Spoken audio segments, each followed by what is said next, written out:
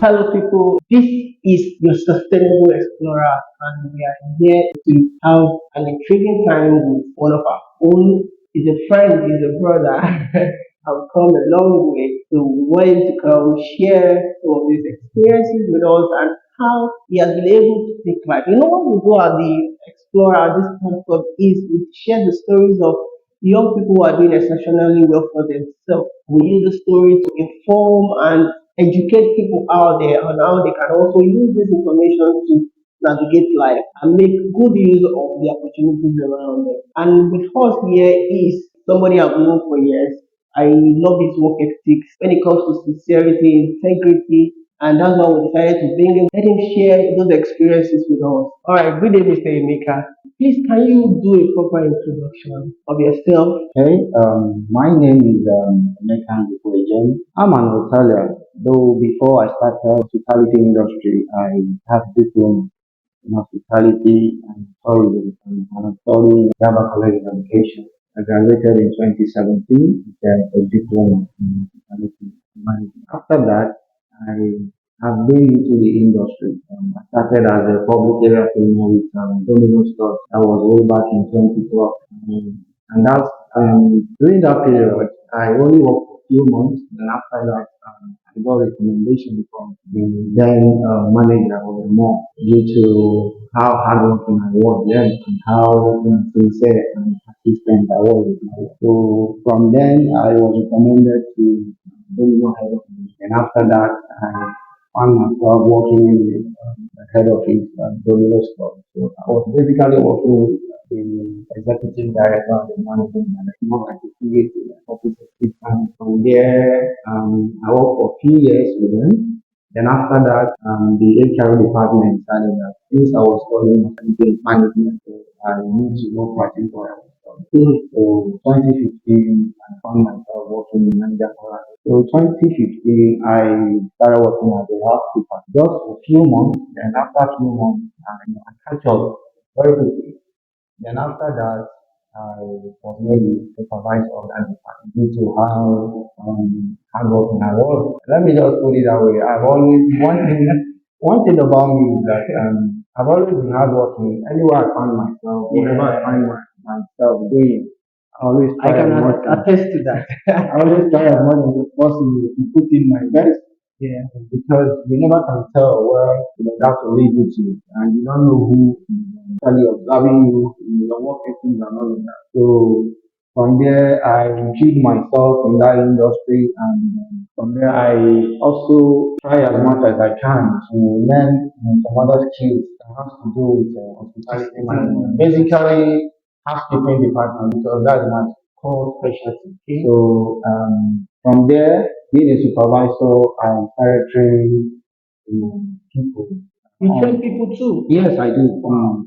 At a point, I was transferred to E-Center Mall to manage custodians, like more like clearance. So I started working in E-Center Mall and in the year 2022. I was transferred to go work as operation supervisor, hospital supervisor. So there I was in charge of recruiting and training and also supervising. So I did that for close to 2 years. So then after that, I was transferred back to Mulligan Hotel, which is owned by the name too, because the hotel is coming up soon. And I was basically saddled with the responsibility to set up the room. Thank you very much. In all of these stories, I was wondering what was the inspiration behind your work ethics, the kind of energy you put into work. Is there something different? Because you go out there and you see some young people, the kind of attitude they give to work. Some people just work because of the money. They don't look at, okay, I need to give my best to make sure that this thing works. If it's not their business, they don't want to give in their best. They just give this lukewarm attitude, kind of. So what's the inspiration behind the work, your own kind of work ethics? Okay, the inspiration behind my work ethic is commitment and consistency. I've worked with a lot of people, most especially youth, young people, and I've observed that most challenges that these people have is having the wrong mindset of work ethics. Because you see most youth, most young people, their work ethics is nothing to write home about. because what they are after is just what you put food on their table, but the work himself, is off. So what has helped me, this long is consistency, my belief that I can do more. I can do exceedingly above, the expectation of my employer. So whatever I do or whatever responsibility that is assigned to me, I try as much as I can to put in my best. Yes. And aside from that, you have to be consistent, you have to be trustworthy, you have to, have the right mindset to work, and your working ethics and skills must be there. Yeah. So that has driven me to where I am now. And I will encourage the young people to follow the path of some of these things that I just highlighted. And believe it will help them in the long run. So in all of these years of your work experience, I'm sure there'll be challenges. Sure. Can you share with us some of the challenges you face in the process of you getting to this point in your life? Have faced a whole lot of challenge, but with God on my side, I was able to, overcome all of this challenge. I can remember when I started as a public relations, there was a supervisor then that I usually have issues with them. We used to have issues with staff, but on my own part, I never had issues with him, even because of the way I work and which he was very pleased with. What I will just say is that for you not to have issues or challenge with your employers or whoever you're working for, you must try as much as you can to follow the lay down procedures. Most times that will also help. If there are procedures or your work specifications, you have to follow it all through. It's not that you will not deviate, at a point you will deviate, but let it not be too obvious. And secondly, challenges do come, but the way and manner you handle it is also very important. Being in the hospitality industry, I've faced a whole lot of challenges. I've had issues with my general manager, my line manager who I report to, but the challenges have just been a mere challenge. It's not something that serious. It also has to do with work. Okay, probably you were given the responsibility on what to do, and you know that you've done it, but probably it wasn't up to their satisfaction. So in the process of that, you might be queried, why didn't you do it this way? So you have to explain when you are being queried. Oh, okay, this is what I did. Probably I didn't do it the way you expected me to do it, but I have done it the way Your best ability. exactly.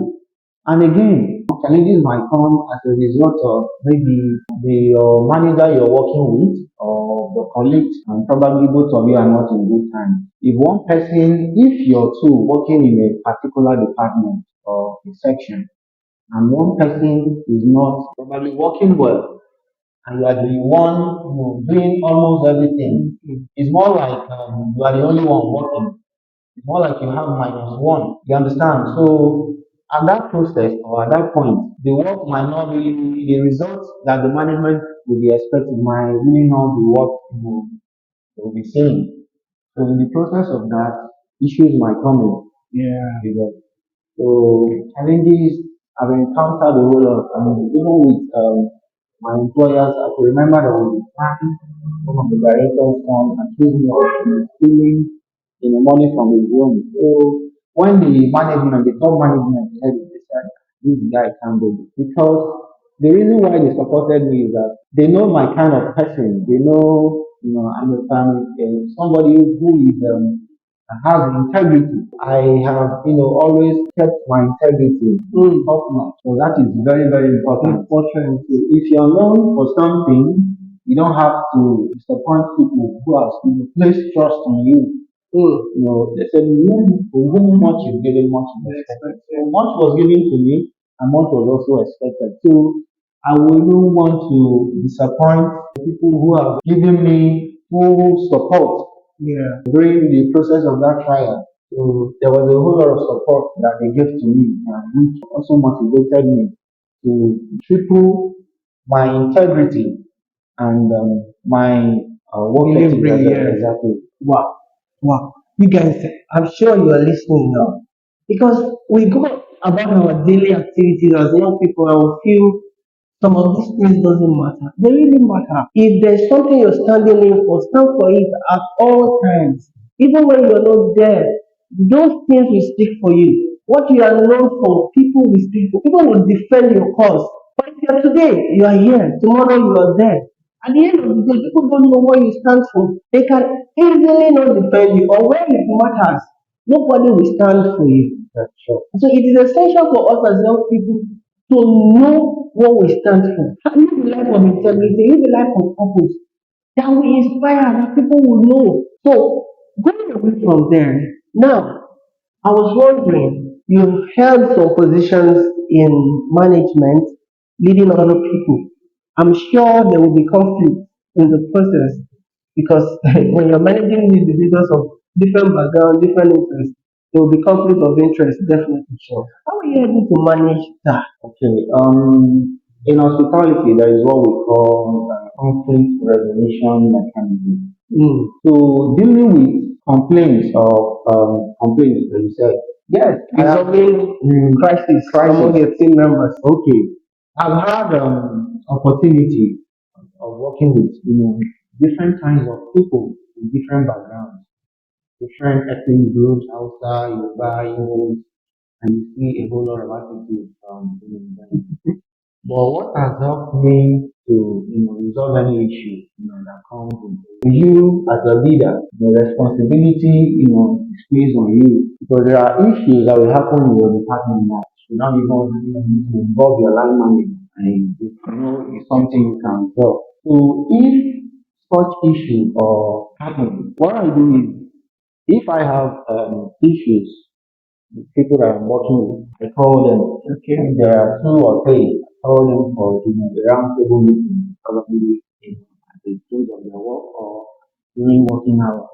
Because one thing you must know is that you must study the people you are working with because the way they are working they might be working optimally, but at a point they will now notice that the way they have been working, there is a kind of drifting away from the way they are working.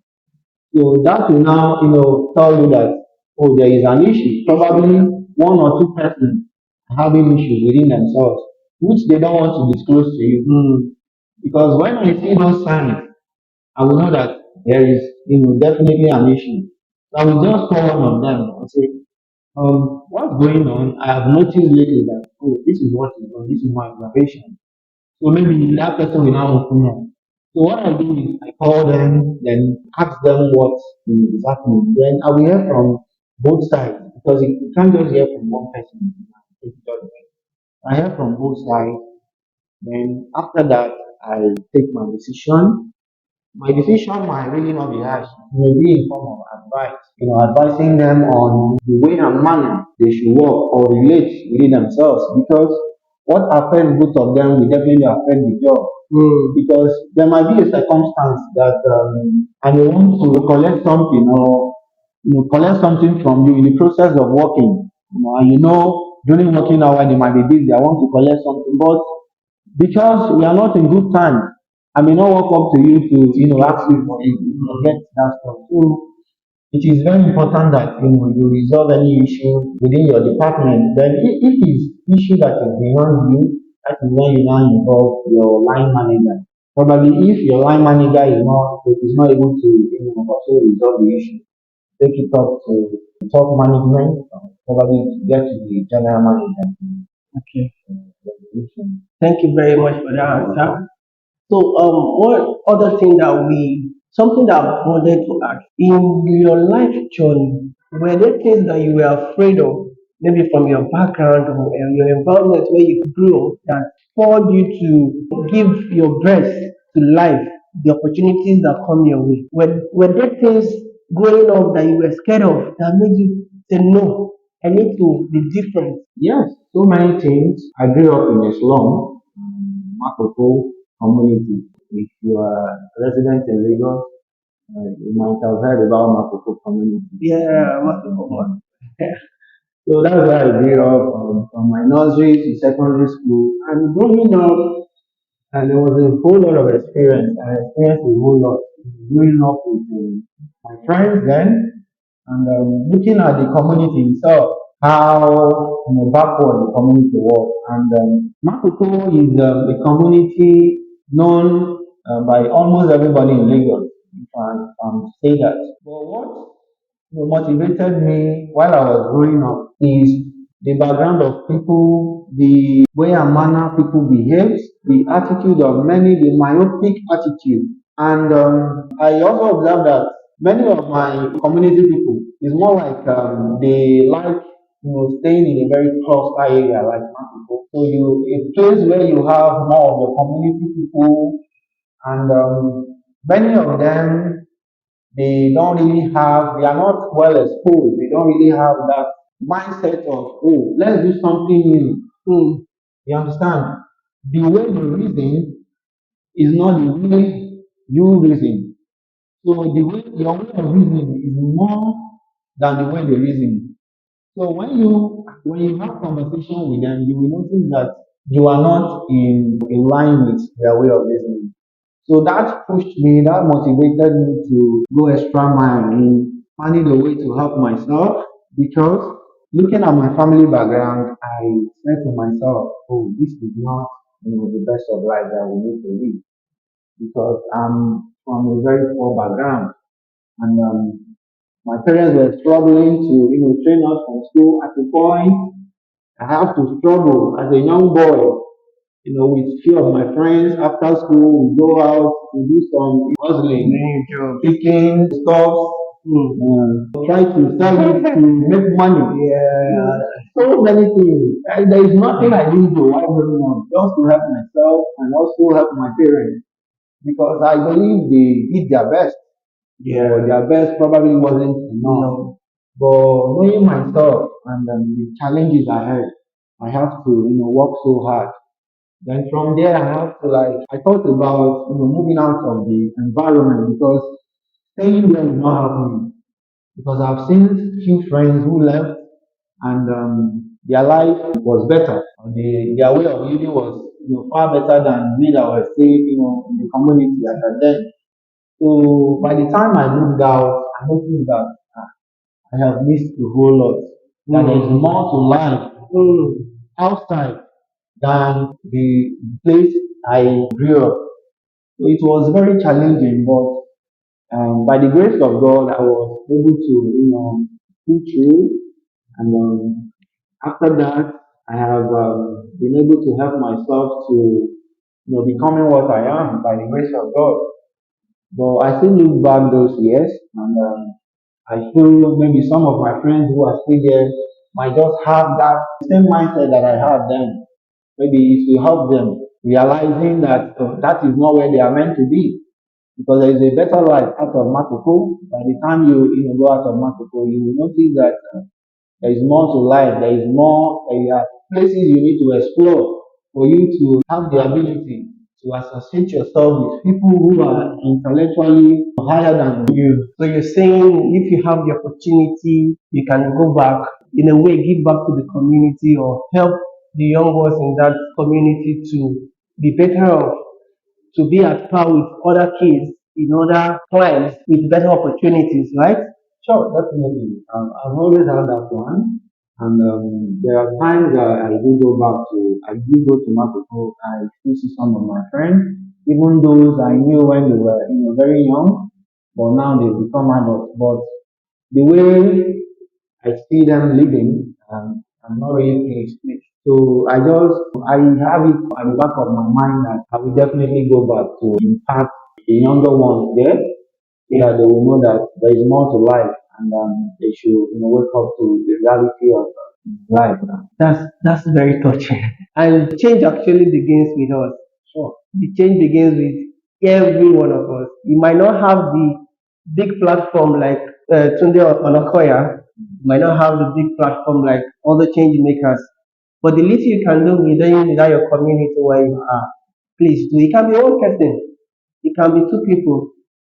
That people you change, they will also spread the message. And before you know it, we have a network of change makers causing sustainable changes in the life of people.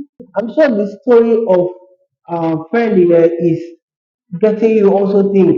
There are a lot of us who have opportunities, who want to explore, but because of where we are kind of limited not to see Yeah. But when you are intentional like he was, and we hope that just as he wished, that God will give you the resources and all that it takes for you to go back to that community and create that change that is so desired. I've really been enjoying myself to ask you again. Your education, from what you're saying, coming from a background and all of these challenges that you face growing up, how are you able to fund yourself through school? Well, it was very challenging in growing up. After my secondary school, I noticed that my parents, being from a very poor background, even while I was in secondary school, there was this kind of challenge. Oh, going to school, money and all of that.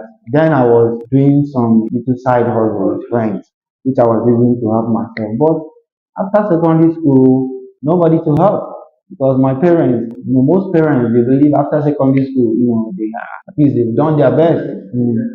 So they just leave you to your choice. So in 2013, a friend of mine, a colleague of mine that were working together, we were having a conversation. Then I just told him, guy, we need to, furthermore, can't just limit ourselves to school cert holder. At least we need to, find a way to help ourselves. Our parents have done their best. It is not left for us to do our own part. Then we, had a conversation. Then he brought his own idea, which I also brought my own. But at the end of the day, we concluded that we are going to, take a form a year by a time form, so which both of us agreed. And that my colleague was a very close friend of mine. I don't know him, but work brought us together. But our way of reasoning was the same. It was in the same alignment. So we, from our salary, what we were earning then, just a little money, but we were able to save some money. Then we took, part-time form, and luckily for us, we were admitted. So that was where my journey started. And my education in tertiary institution is self-sponsored. So it wasn't my parents. When I got the admission, I informed my parents I've gotten admission, and they were happy. They prayed for me.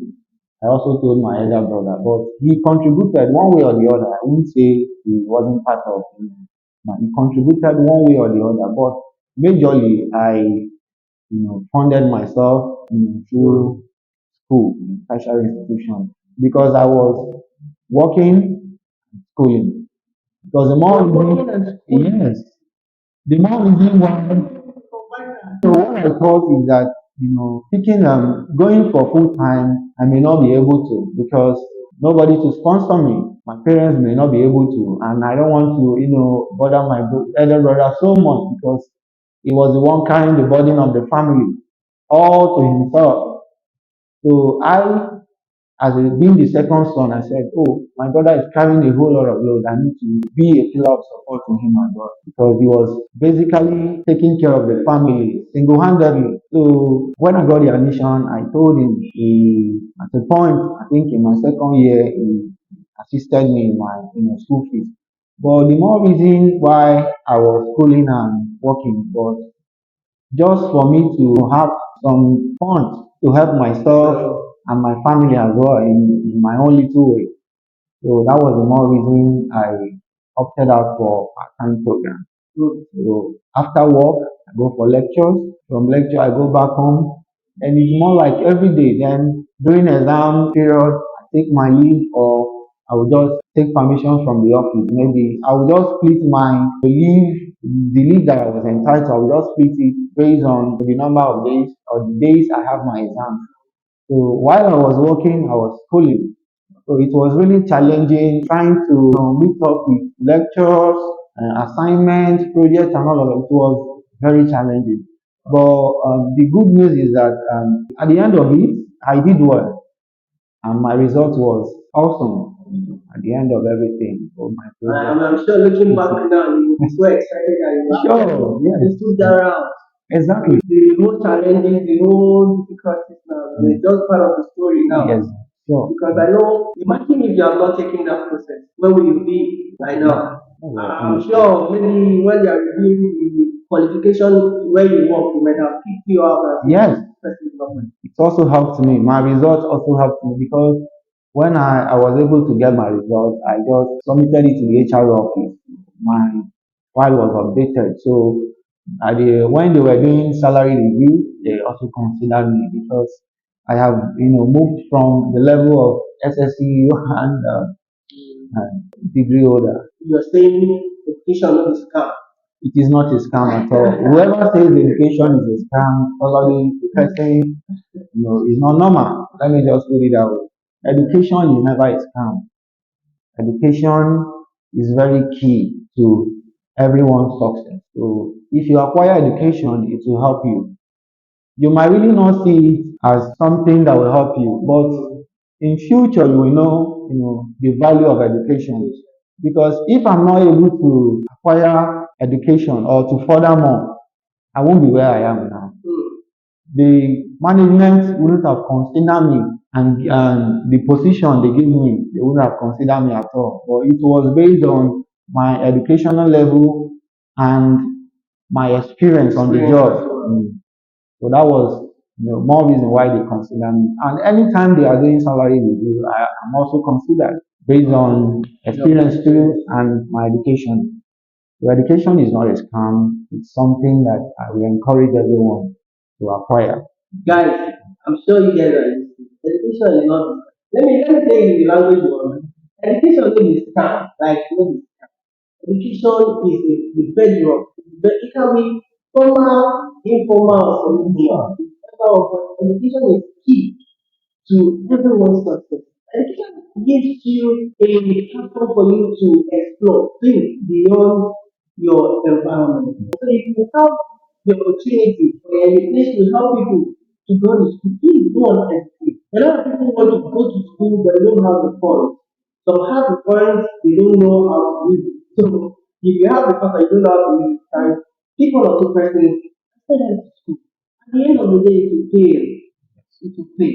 Thank you so much for really giving us those insightful experiences of yours. I'm sure people listening, must have started having the think how they see life, especially young people. Now, just in one word or two, what is your final thing? What is the advice you give to young people as they go about their life journey, the things you've learned? What is like one or two things that you know that if they do this, this is going to be so instrumental in them achieving success. Okay, my advice to young people is one, try as much as you can to acquire education because it's very, very key. Don't limit yourself to a school start holder. You try as much as you can, even if you're being sponsored or if you have a sponsor or it's something you can do on your own. If you have the fund and help yourself to acquire education is very important because it will help you on the long run. It may not be now, but in future you will know the benefit of education.